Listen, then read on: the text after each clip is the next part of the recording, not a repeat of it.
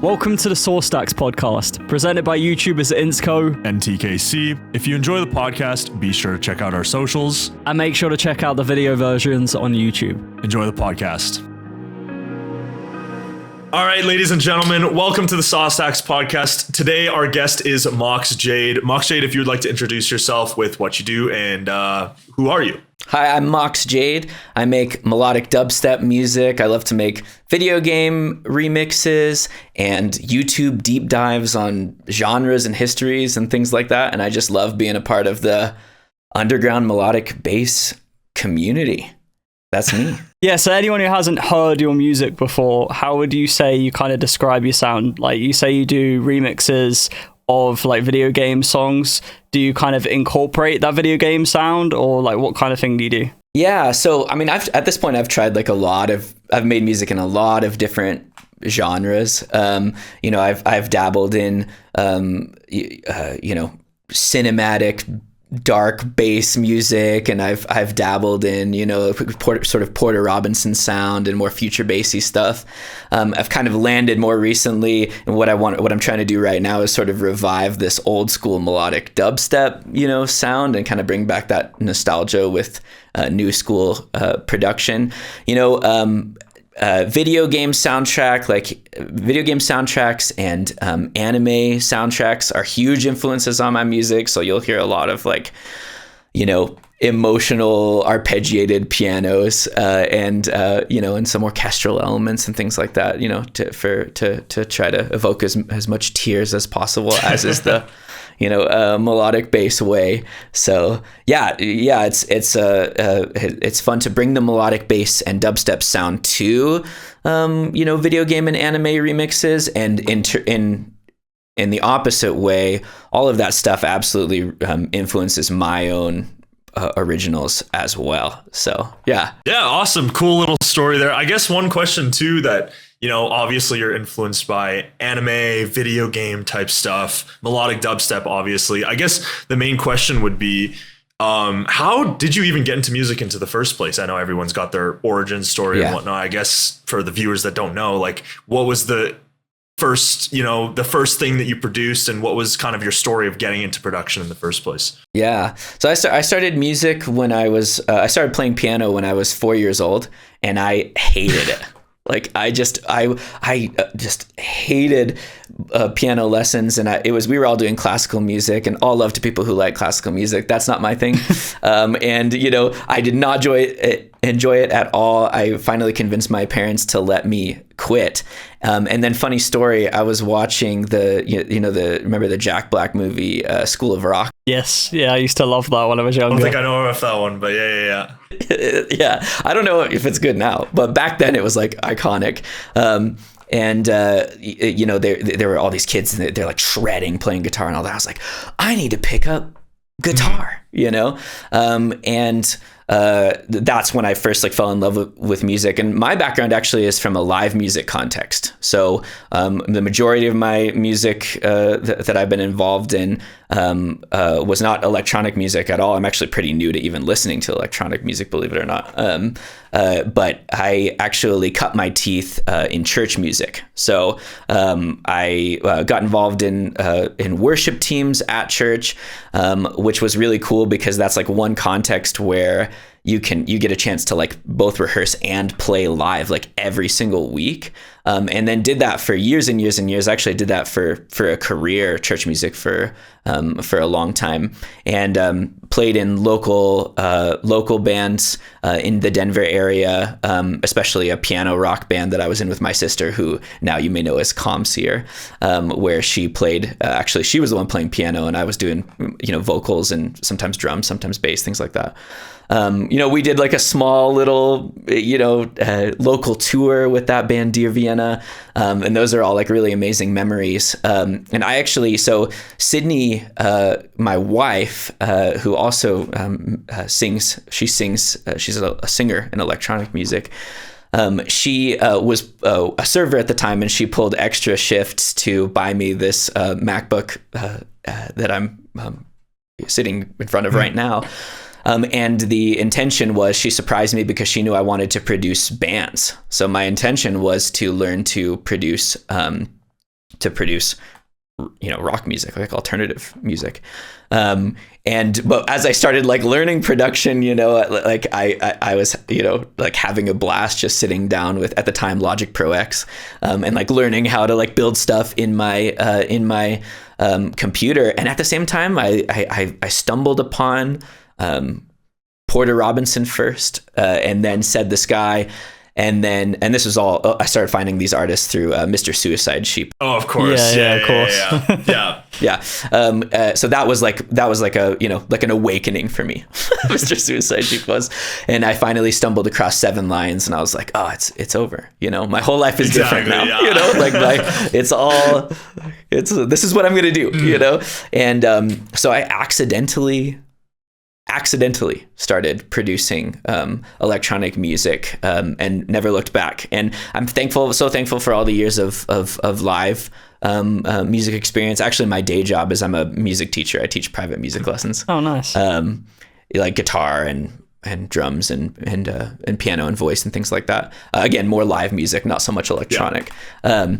But that all very much influences the music that I make today, my experience playing in those bands, and especially like, again, the piano influence and all that. So yeah, I started producing in like, I think 2018, and I released my first song as Mox Jade in October of 2019, and then have just been, like absolutely loving, not only making the music, but just being a part of the scene, like ever since then.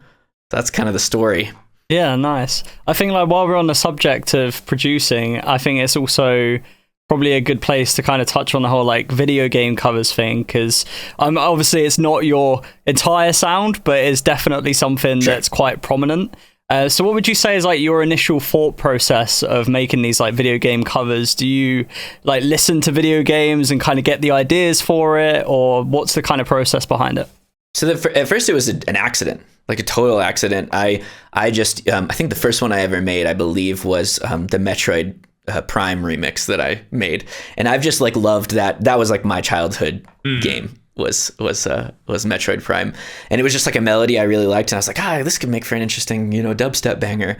And then just made that. And then I worked on another one for an anime film, of a soundtrack from an anime film called The Silent Voice.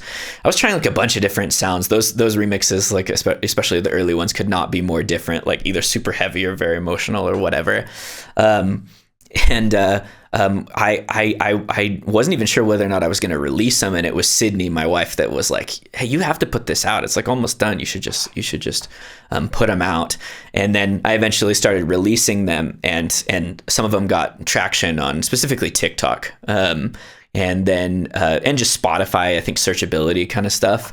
So in the beginning, it was random. It was like me just making anything like from a series that I like. Now when I make them, I'm thinking about kind of what's coming out, what's the current anime, what's the video game that, that people are talking about. And I try to time it with the release and things like that. So that kind of makes some decisions for me. And then, from there, so yeah, Insko, you mentioned, the idea of it being a cover. That's one thing that I think people don't talk a lot about with like remixes versus covers, is like people ask me, well, how do you get these remixes on Spotify? It's like, because it's not a remix at all, right? Like you can't sample, you can't take sounds from a Nintendo game. Well, some people some people get away with it, but technically you can't do that. Yeah. And you can't take something from the original recording, but what you can do is you can rebuild everything from scratch, and then obtain easily a cover license that legally covers you to cover that song. So if you recreate everything from scratch, then it's technically a cover. I usually call them remixes because that's like easier or whatever. But yeah, so I'm like trying to identify the melodies that compel me, and rebuild those, and then try to say, try to think like, how would this work into whether it's like a melodic bass drop or like a heavy dubstep drop from time to time, and then try to like fuse those worlds. Kind of like, what if Seven Lions made the Final Fantasy soundtrack, or what if Said the Sky made this anime soundtrack, something like that. That's kind of how I'm thinking about it. So combining the original influences with the with like the melodic bass influences, and that's then it kind of comes out how it is. And usually it ends up being a little bit on the cinematic side because of the nature of like kind of what's being remixed, So yeah, of course. Yeah. I feel like the like you were saying, it being like a Seven Lions kind of remix, like you were saying, you take that sort of inspiration. I feel like it's also a great place to kind of market it as well, because you can kind of be like, title a TikTok or whatever. You could be like, what if Seven Lions remixed, and then whatever it is. And I think it's a very easy way to kind of promote that as well, which I think is quite clever. Yeah, I did that. I used to do like full-blown videos for the remixes, which I haven't done for a while, but maybe I'll pick up again in the future. But I made what if Porter Robinson made the Minecraft soundtrack, like a whole YouTube video. This is when I very first started YouTube. But nobody watched it, but I'm really proud of it, and I think that there's potential for that on the marketing side. I think people, producers, if you're looking for ideas and you're listening to this,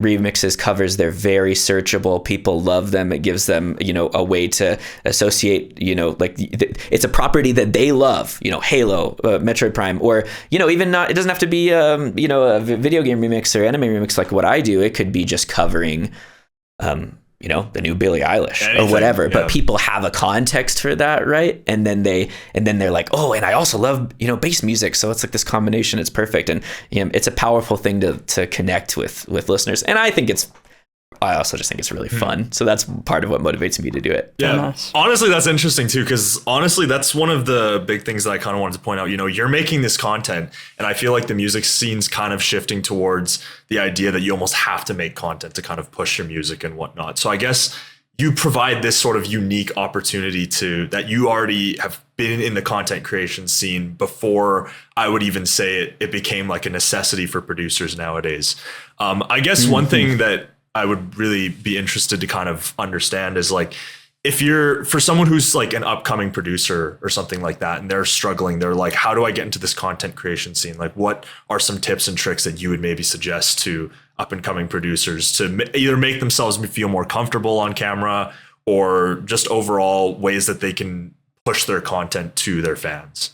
Oh yeah. Yeah. I mean, to be honest, just to be fair, it's pretty hard. In the beginning. And I ended up on Instagram sort of by accident. I just wanted a place to share my music, which has been, it's been crazy. Like, I could never have anticipated how much community and how many amazing people I've met through Instagram, and then obviously, shooting out into like Discord servers and stuff like that. But like, I didn't know that I was going to make all these friends. So side note, I think that, that's one redeeming part of social media, is like just being able to connect with other people, especially other producers, other music fans, ravers.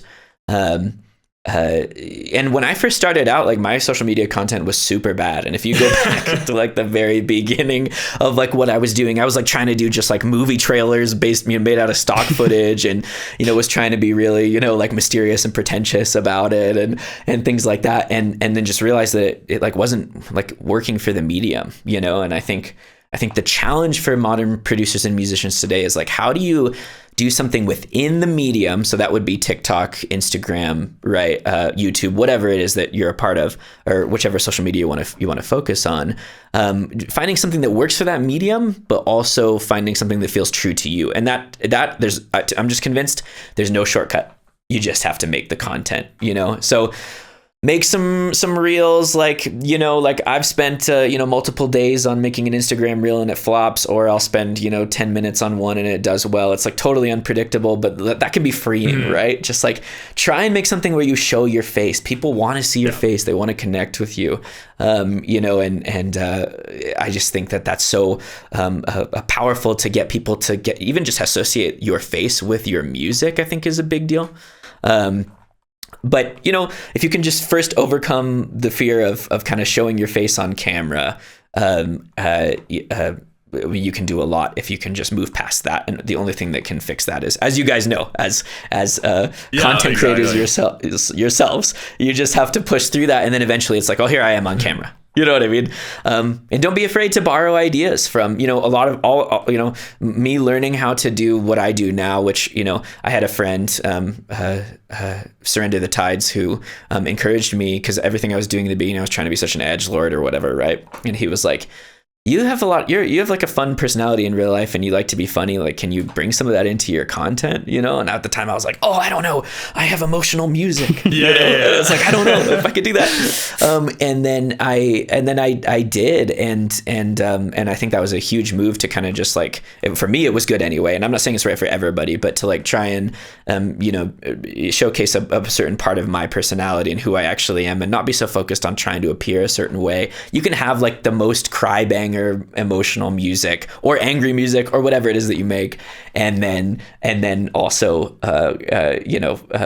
make a funny TikTok or a simple TikTok or an educational TikTok, whatever it is that kind of speaks to you. And the only way that you'll know is by trying and seeing what resonates with people and what resonates with you. And I think it's important to some degree that it's both, Yeah, 100%. I think like it's one of those things that is becoming such a thing that is like necessary for producers and artists and stuff now. Like I've seen it so much over the last couple of years where it's like if you're not making content around your music or like trying to do something like that, you're missing out on like a potential audience or like more followers and stuff like that. So I think like the fact that you've been doing it kind of like before all of that became a problem is kind of like you have that experience already, so like you're in a good position to kind of know what you're doing. But I guess like you were saying that you had a friend that kind of encouraged you to be a bit more yourself, but I mean like taking more of a deep dive into that, what would you say is like the thing that made you want to start doing the content creation in general for like YouTube and Instagram? Like what gave you that idea initially and what made you start doing all of that? At first by accident, again, like I literally was like, I made some drops. How do I show them to some people? I think the very first thing I did, I was watching a YouTuber that was, it was like, here's a 30-day challenge, post on and social media every day. And I was like, well, I don't, Facebook is dead. So I'm definitely not going to post there. So I'll just jump on. And this was kind of pre-TikTok at the time that I got in. And yeah, just like I was just making stuff. And then found some people on Instagram and then like other producers. And I was also like following, like I would search up hashtags and like try to find other producers who were making melodic dubstep at the time and just try to make friends with them. And it just kind of grew from there. And I think it was seriously trial and error. Instagram sort of, as you mentioned, by like necessity, like as a producer, you have to tell people about your music somehow. But I grew to really enjoy it. Some of the, every Wednesday, like all these things that I do on my Instagram, they all sort of happen by accident. Like I do Whip Wednesday every Wednesday where I share out whips in my stories from other producers, or First Reaction Friday where I react to something in the new songs in the underground scene on Friday, or, even just sharing out playlists, other habits like that, or just trying to make consistent Instagram reels. All of that, again, just like total trial and error. And there's things that I've tried that I like didn't like doing or wasn't worth doing, and I dropped those things, so there's a lot of things that I've tried that I look back on and I'm like, yeah, I wouldn't do that again, but I'm glad that I did. Then picking up YouTube, is something that just like I just love. I want to make more. I've made some sort of genre, and history deep dive, or just producer challenge videos on YouTube, and want to be doing a lot more of that. And that for me is just like something that I like think is like super fun and am sort of tickled by. And so yeah, you find. Again, you just kind of, for me, it's like, I found like certain things that I really love and certain things that I really hate. I'm not going to do the things that I hate, but I'm going to try to do things that scratch my artistic itch, but also fit the medium and connect with people as well. You know what I mean? Like for me, it's important that it's both, because I don't have infinite time. I'm not a full-time musician yet. That's the dream, but like as of right now, I only have so much time. I want to make stuff that is going to be seen. I want to make stuff that's going to do well. And I think if you can find that intersection I think that's like the dream and the ideal, you know? Because I think, I totally agree too. Because I think that's the issue, I think, with a lot of people is like a lot of people, when they make that type of, you know, either Instagram or TikTok type content, like a lot of people that are, especially producers I've talked to, like really say that they don't like it. Like they don't enjoy doing it. And so like, I think that's the most important thing, like, especially with the streams that I do, like I really enjoy what I do. And so it makes it a lot easier to come onto stream and be like, you know, it makes it a lot easier to get onto the stream and actually do it versus like, if you're trying to make content just to try to fit in, but you're making content that you don't necessarily enjoy, at some point, you're eventually going to feel like you're forcing yourself to do it. Right. I think people can pick up on that too, right? Totally. Like if they're like, you don't even really like what you're doing, you know what I mean? But if you have like that passion, right, of like, you know, I love doing this reaction stream, or I love making this kind of content, like people can feel that energy, and it's going to make it more, it's going to connect with people more as well, you know? Yeah. Kind of on that topic of like reactions too. Like I think a lot of people know that you do like the new reaction Fridays. And I know a lot of people, I know you've been kind of saying that everything has been a mistake, or not necessarily a mistake, but a happy accident. A happy accident. In your career. Was that kind of a happy accident as well? Did you just kind of decide that you wanted to start reacting to music on camera? Or? I actually have a story. That one I actually have a story about, which is I have my brother-in-law's brother-in-law. Lots of separation. His name's Alex, and he was like he's like an OG Mox Jade supporter, right? Like he was back when like Dystopia EP. Most people listening to this will not have even heard this music, right? He was like gassing me up way back in the day.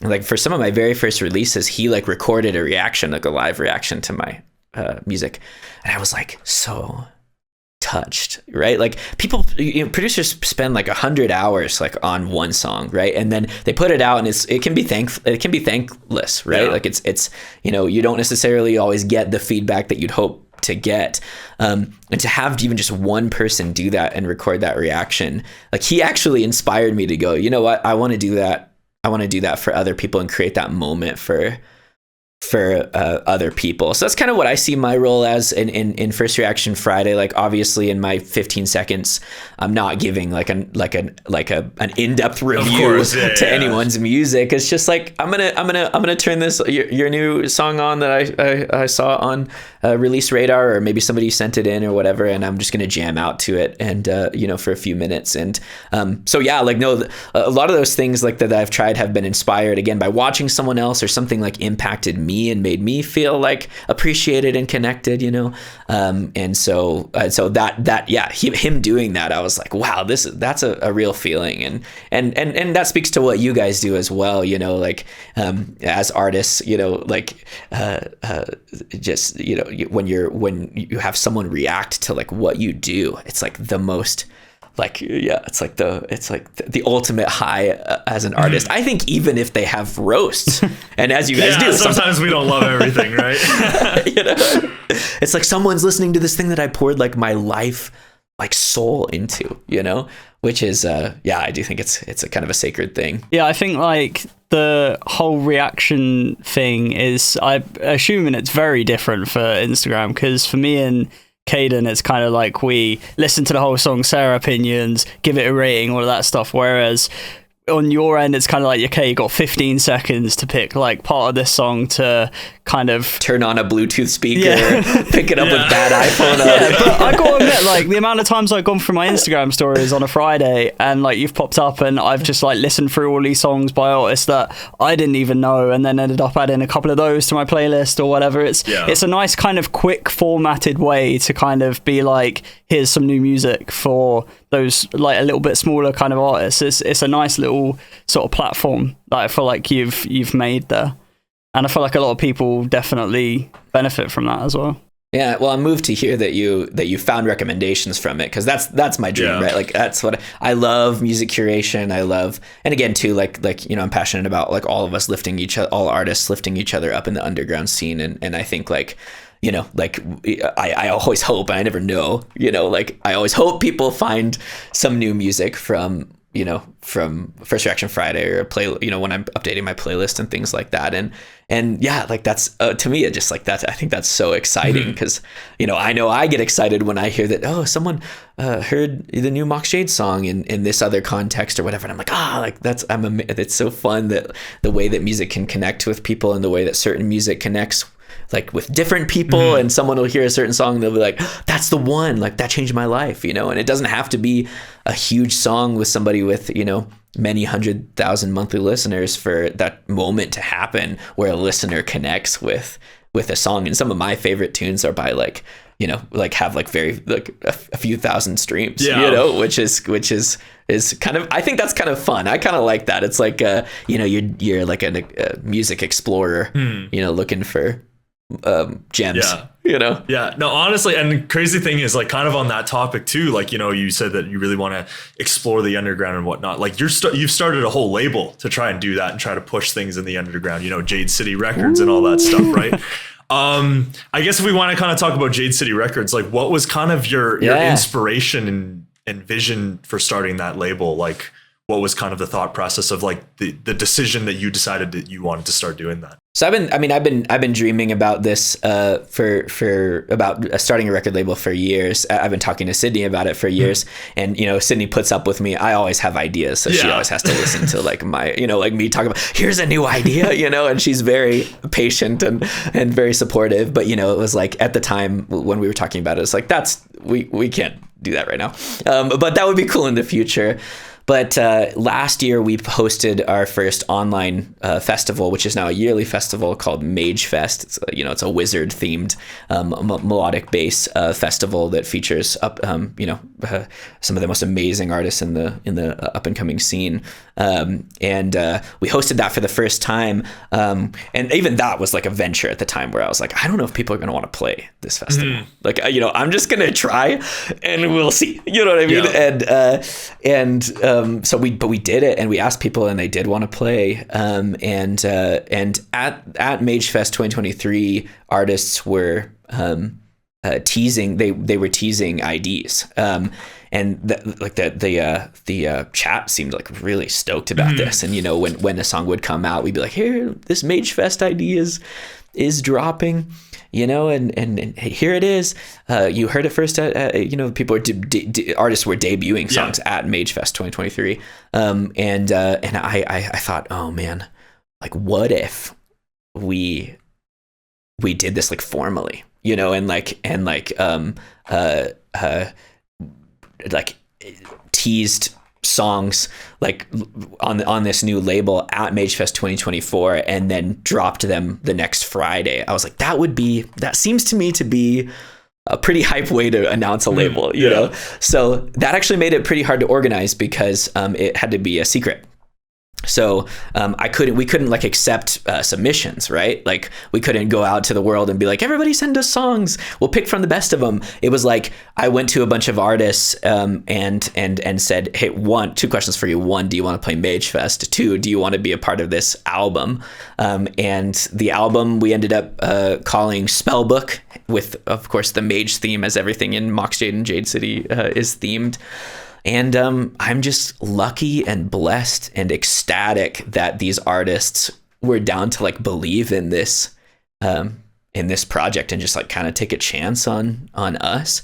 And so there was a lot of moving parts with that, right? Because like we had to have the songs all figured out and done before people recorded their Magefest sets and have all of that ready in time. So talks about the initial Spellbook are were happening basically a year before it actually dropped. It was, you know, and I have to say, like, it is by far the most creatively fulfilling thing I've ever done in my whole life artistically. Like I mentioned, like I love music curation. I love melodic bass, you know, and to have like, I mean, the artists that played Magefest, the artists that released on this first Spellbook are some of my favorite like artists, in the whole world. And so to have them again believe in that project, but also to make, like, I 100% believe in the tunes that came on Spellbook. I listen to them every day, you know, like to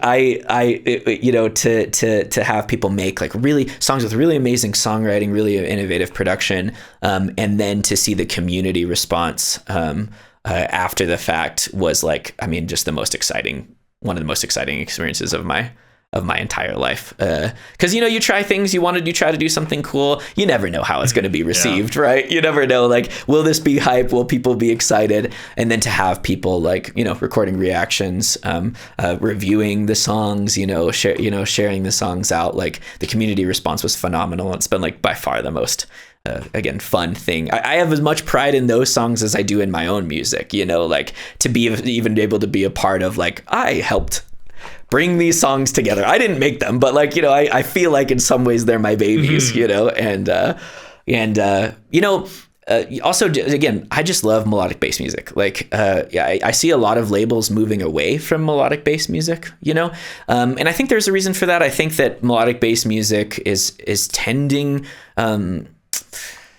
melodic bass music has been tending towards a little bit more like generic and samey, I guess. That's my assessment. Maybe that's too harsh, but I understand why people could start to go like, hey, maybe the genre itself is stale. I disagree with that. I think that there's like infinite potential within, halftime future bass, melodic dubstep, the intersection melodic bass music for people to innovate and try new things and make new amazing music. And like, that's, I knew from the beginning, like I wanted Jade City to be, a celebration of this genre that I want to be a part of, like pushing forward. Like I am not done with melodic bass. I don't think that most people, like the listeners, are done with melodic bass. I think people are jazzed about the genre and want to see it move in new directions. So that was that. Yeah, all of those things all together made it like, like this. I want to do this. I think this would be so fun. I think that the community is like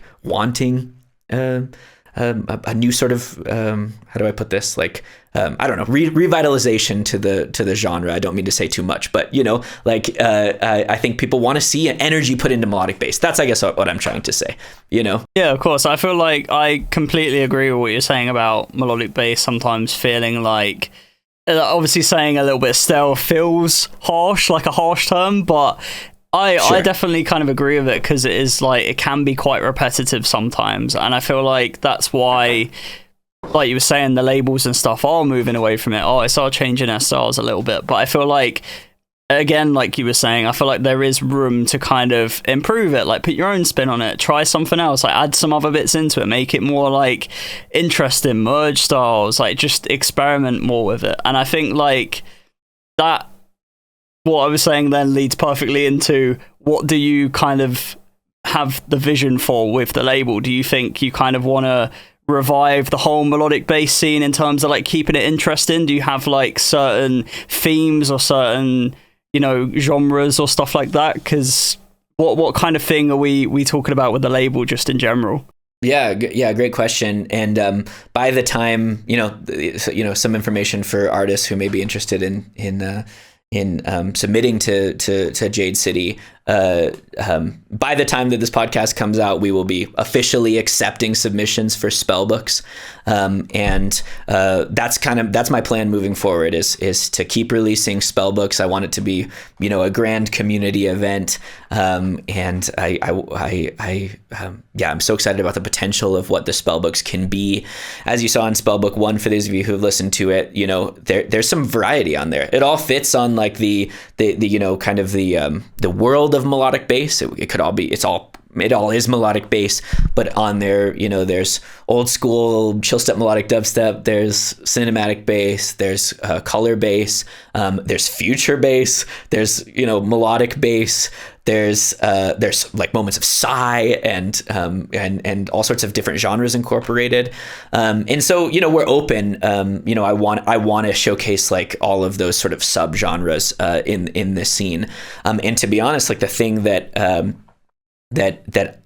I think matters the most for us, like looking at submissions and the songs that we want to sign, is just really amazing songwriting, which is, I think, by far the most important part of a song is that vocal and the melody and the top line. I do think sometimes like we as producers can kind of lose that, right? Because we're, like thinking about sound design and how to flex and all this stuff. But there's nothing more important than that. People want something to sing along to. They want to have like a melody to remember, right? And so really strong, we're looking for songs with really strong songwriting and really beautiful vocals. I would say overall, we're looking for things with like a sort of ethereal vibe as well. And then I'll just say music that I'm really excited about right now is music that's kind of pushing the boundaries again of what melodic bass can be. I think one way that people are doing that I think is a really good move is hybrid tunes that incorporate multiple genres into melodic bass. I think is exciting for the listener. So those are all things that I'm really excited about. I just want to, simple answer to your question. I just want to sign music that is really good and exciting and beautiful, and innovative and cool and things that people haven't heard before. So yeah, that's kind of the world that we're looking at, again, with lots of openness to variety. Obviously we have this home base of melodic bass. But we're just curious, like what people are going to do next with the genre. So I'm really excited to see.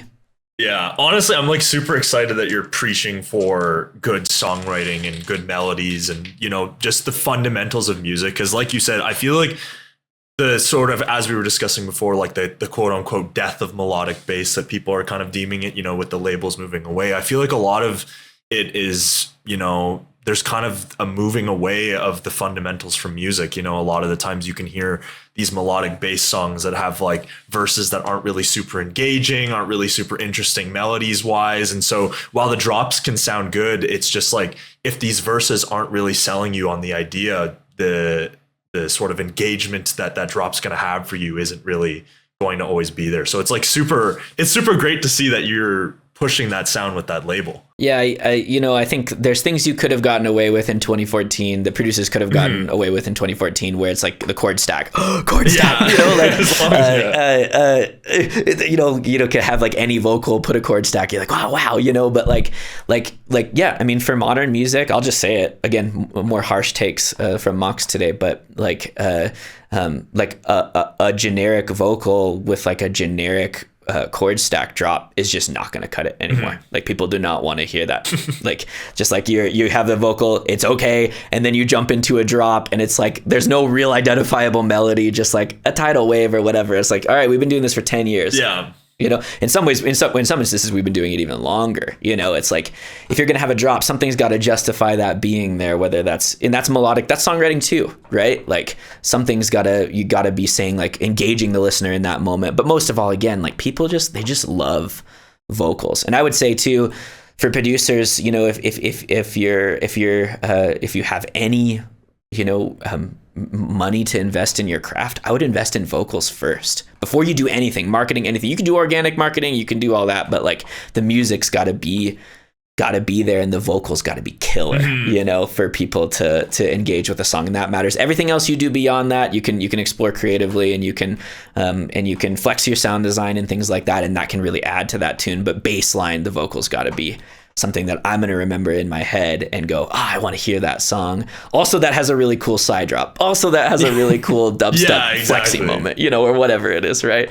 So moving on a little bit to something else which is also quite exciting. So the two big things I feel like that you got going on right now is the Jade City Records, which just launched, but also, as you briefly mentioned earlier, Magefest as well, which we want to deep dive into a little bit, because it's a really cool idea. And I don't think, me personally, I've seen many people doing like regular online festivals, maybe during COVID a bit, but then it's kind of just like died out a little bit now. And I feel like what you're doing is really cool, so I want to know a bit more about it, basically. But yeah, I think like the big thing is what started the idea for it, and then also what got you involved in it with the whole DJing stuff and all that. Well, COVID for sure, right? Like COVID was when, obviously artists couldn't tour, so they started doing the online festivals, and I loved it. you know? And some of it is that, you know, maybe I'm getting a little older and I like being on my couch, you know, more than I feel that. more than being at a bar. So, well, there's that. But, you know, like I saw these really amazing, online festivals, and I was actually invited to be a part of a small online festival, and saw people hang out in the chat, and the sets were pre-recorded. As you guys know, the sets for Magefest, are pre-recorded because we get sets from all over the world. So there's not really a way to do it like in time, at least not on the technology that I have.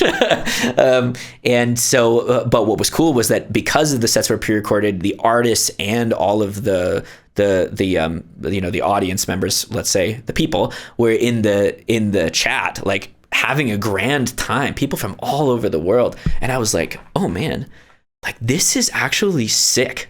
Like this is so cool.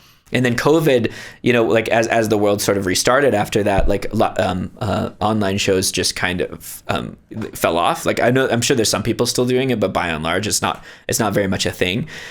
But so Magefest, you know, not only do we have artists that play from all over the world, but we have people attend from all over the world, which is so cool. And not only is that just like really fun and fulfilling to be able to talk about, you know, melodic bass with people from all over the world in a live chat together and to all be friends together, it is so fun. But also in a lot of places in the world, there isn't necessarily a thriving melodic bass scene. So in Denver, I could probably go to a show every night, not to flex to people who live in other places, but like literally I could go to a show in Denver like every single night if I wanted to. I don't, because I like to sleep, but you know, there's like always somebody out, and I'm always missing shows. Like, I wish I saw that person when they come through or whatever. But for a lot of places in the world, that it's not that way. And so we have people in the UK, we have people in India, we have people from all over the world and they might have electronic scenes, but not necessarily melodic bass, right? Like coming and watching that event. And so, yeah, like it's just something that we wanted to try. It was inspired by, you know, like seeing online festivals and being a part of an online festival as well. And it's something that we just tried. And again, that's on my list of like most fulfilling creative things that I've ever done. It was an honor to have TKC, to have Caden play this year. I was so excited to well, tell me about, did you have a fun time playing? Oh, it was so fun, dude. I would recommend it to like anybody that's in, you know, producing, or even like just in general, to just even get into DJing in the first place. Like, I'm struggling with the production side. That's going to be in the works eventually, but I think it's a lot easier to start with the DJing first, because I think the only way that you're going to grow your craft is through getting gigs, right? And so if you have a set online of you saying, look, I can play, it's a lot easier. That's how I got in with my gigs in my city, was that I had videos of me DJing, and it makes it a lot easier for a promoter to say, okay, look, this guy can play, right? Versus like if you're sending them, know you're not going to show up and then mess the, you know, you're just gonna absolutely bomb, right? Like if you can show you can play, it's a lot more than just showing them like the mixtape you're doing or the ID you're doing. I think it speaks more volumes to them.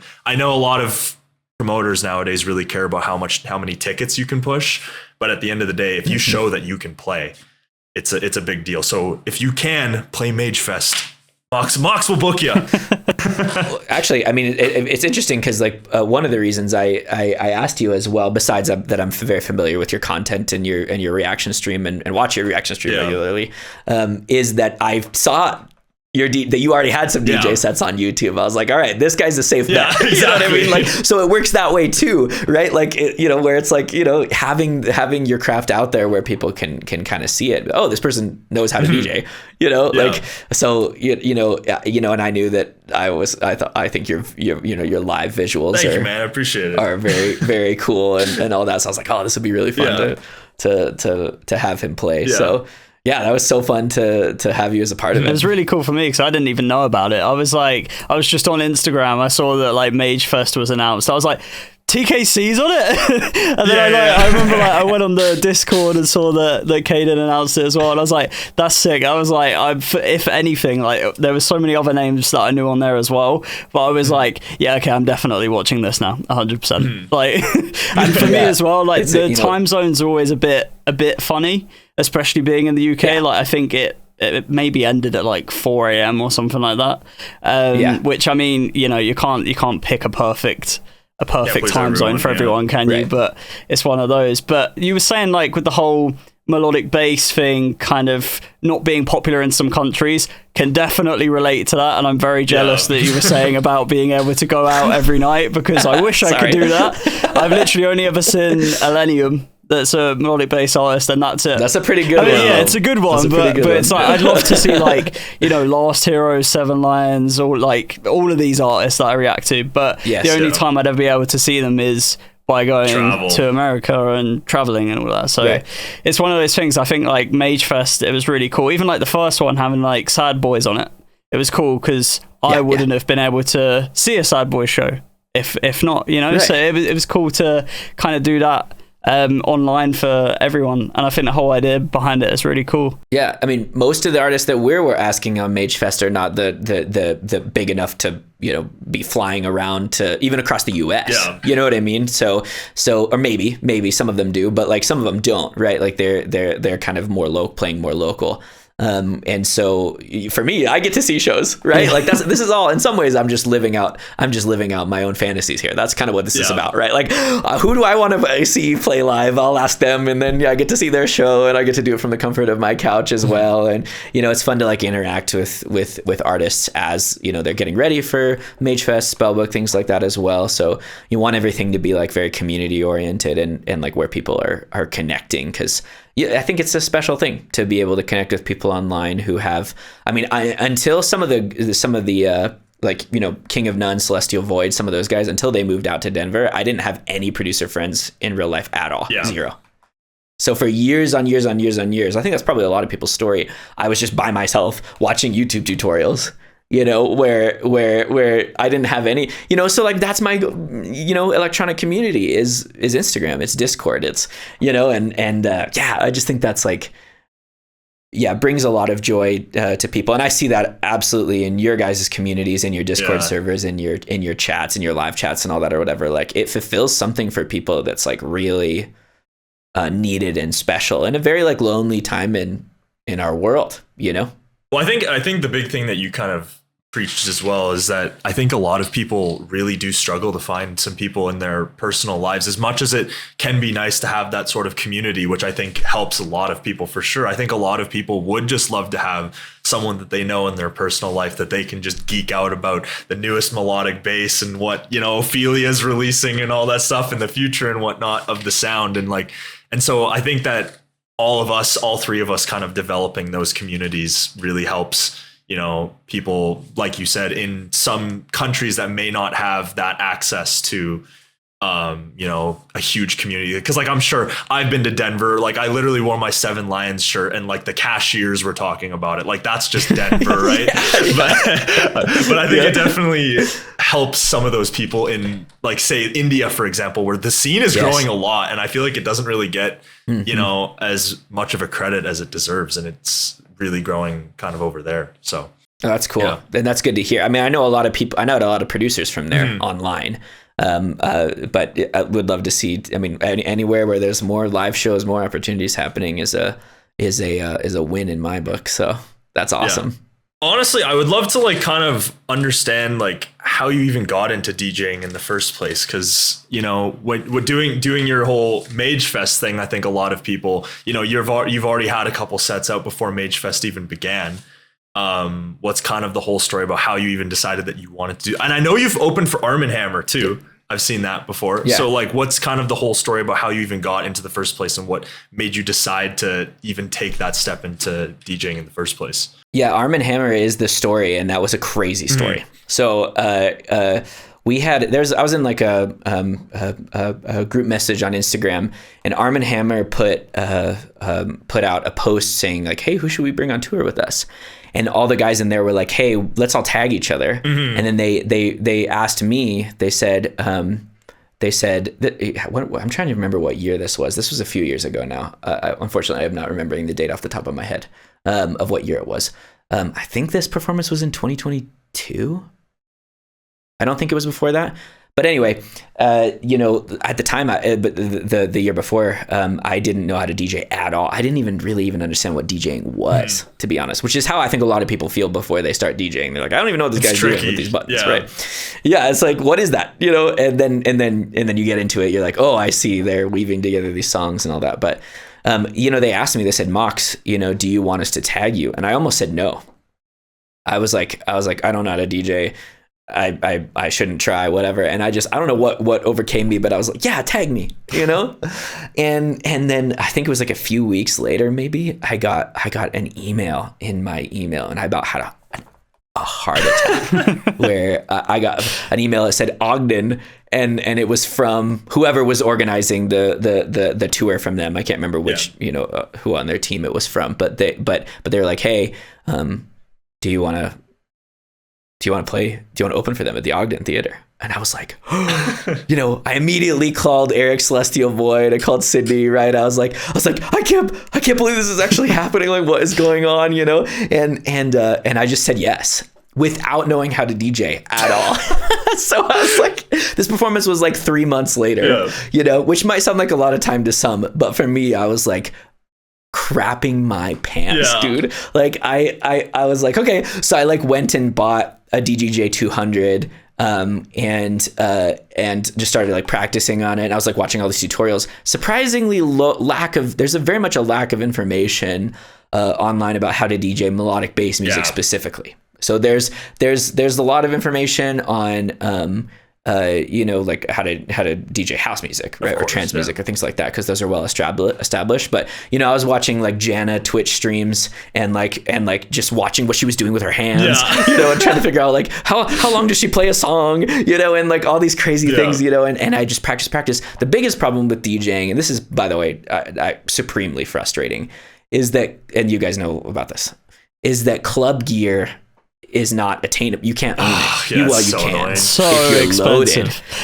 But it's like obscenely, talking thousands and thousands of dollars. Like certainly not something that I could have even thought about. And so you're practicing on, DJ controllers or MIDI controllers that use Rekordbox, and that can kind of give you an idea, but it's not exact. What you do at home is not exactly the same as playing on what the clubs use, which is a CDJ, right?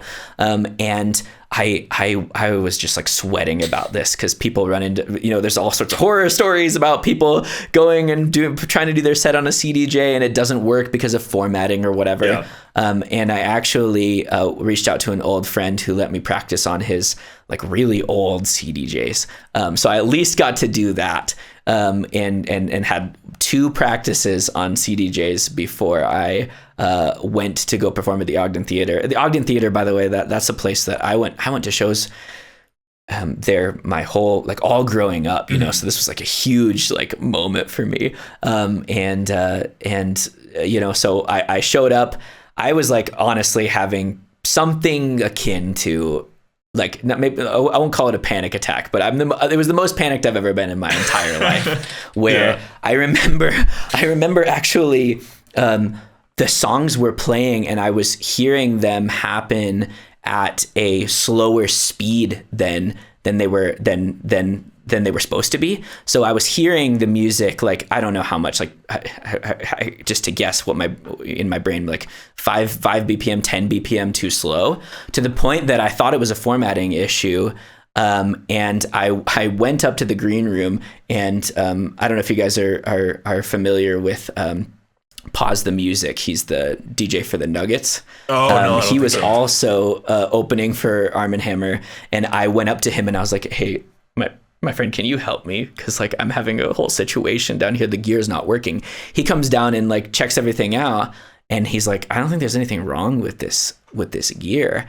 And so I started playing my songs and I tapped a metronome with it and confirmed, no, actually it is 150 BPM or it is whatever BPM it is. And I'm actually just losing my mind. Like I'm literally hearing the music like slow, I think because I'm so like amped, like I'm like, I can't do this. And that was the feeling. We'd been listening to ARMNHMR for years, at that point too. And so the moment came to finally come out, and I was playing Doors, you know, and I came out, and I'm like fumbling with the USB to get it going, you know, like, you know, and people are coming in, and I'm like, oh, brother. And finally I get it going. I execute my set, and it went off without a hitch, and it was like an absolute blast. And one of the coolest experiences of my life. But the answer to your question is, why did you learn to DJ? Trial by fire. You know, like it was like, here's an opportunity. Okay, you know, and I actually would recommend that for people, whether it's an online festival or whether it's, you know, playing, you know, you don't have to aim to play like a big venue like the Ogden, like I did. That was probably maybe a little much for me, but you know, it worked out.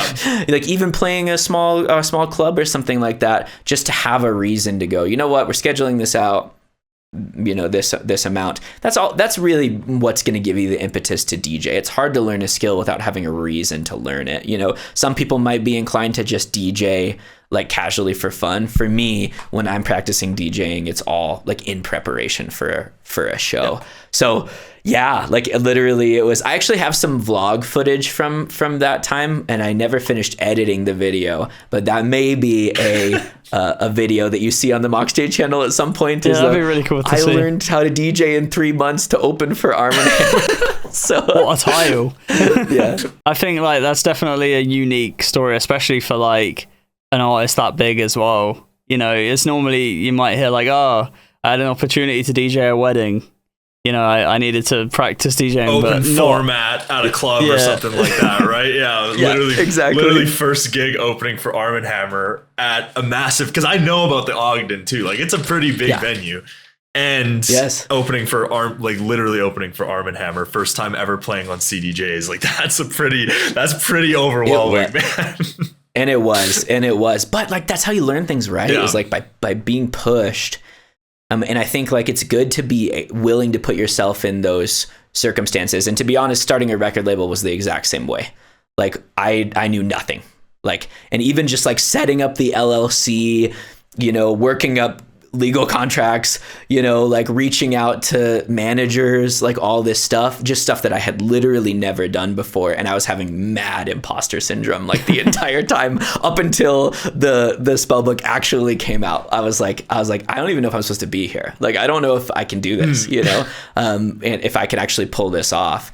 So that's kind of my story, is like, you don't know how to do what you don't know how to do until you have to do it, right? So like, you know, be willing to, you know, try things that scare the crap out of you, and you never know, you might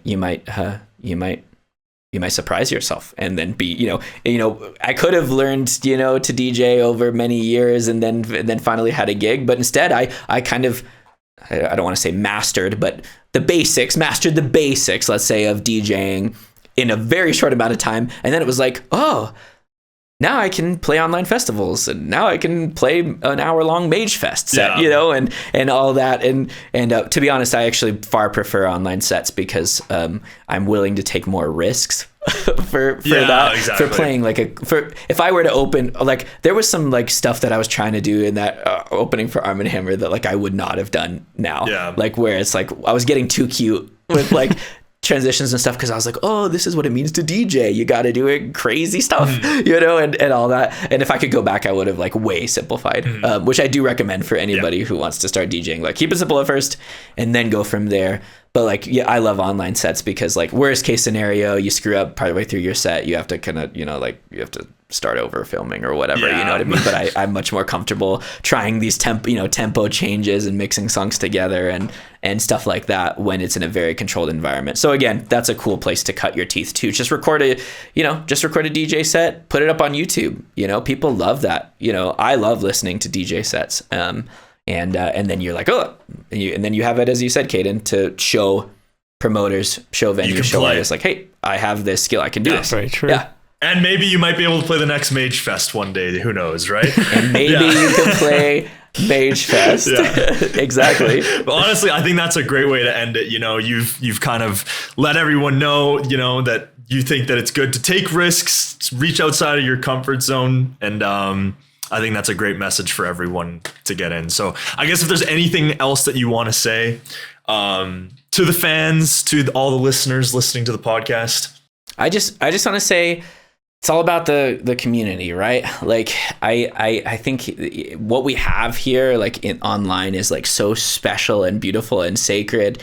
And I think, you know, if we all look for opportunities to like gas each other up, like listen to each other's music, and lift each other up as a community, like we can all rise and grow together, and it makes it, you know, so much fun. And I would say too, take risks in your music, take risks, you know, in your DJing, take risks in your skills, but also take risks in making new friendships, because you never know, you know, who you can become friends with here online that will become, and that's my story. I accidentally showed up on Instagram. Now I have all these like amazing friends, including you guys, you know, that I could have never imagined like years ago, meeting people from all over the world to talk about this genre that we love so much. So everybody keep connecting, keep making cool art, and keep having a lot of fun. That's my